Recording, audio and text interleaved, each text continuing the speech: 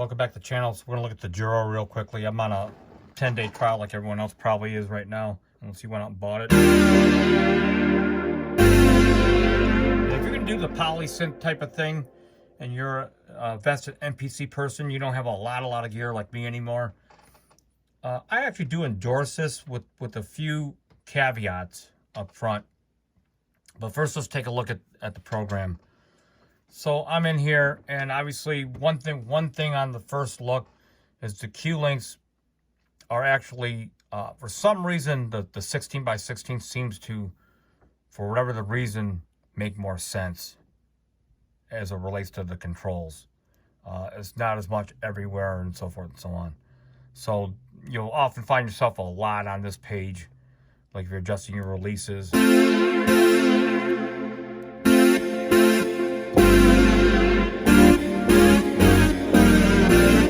One little comment that I might mention is that I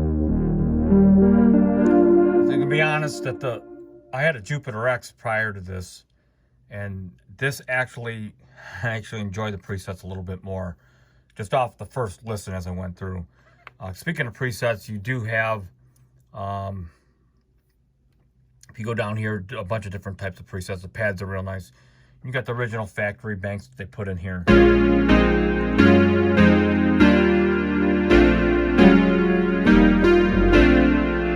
No reverb or anything. They even gave you the ability to keep the noise on if you like, of the rolling chorus, right? Okay, and so overall, is this a plug-in from Air Instruments that I would buy? And the answer is probably yeah. I did not buy the Mini D after demoing it, and I kind of had a little bit of reserve on that one. But this one, again, there's a couple caveats.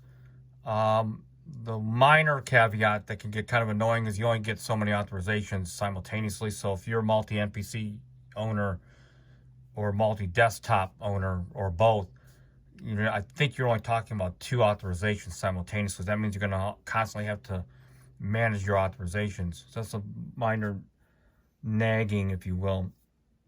And the other problem is, and I've always said this in other videos, is we don't know where the firmware will eventually lead us down the road in future updates.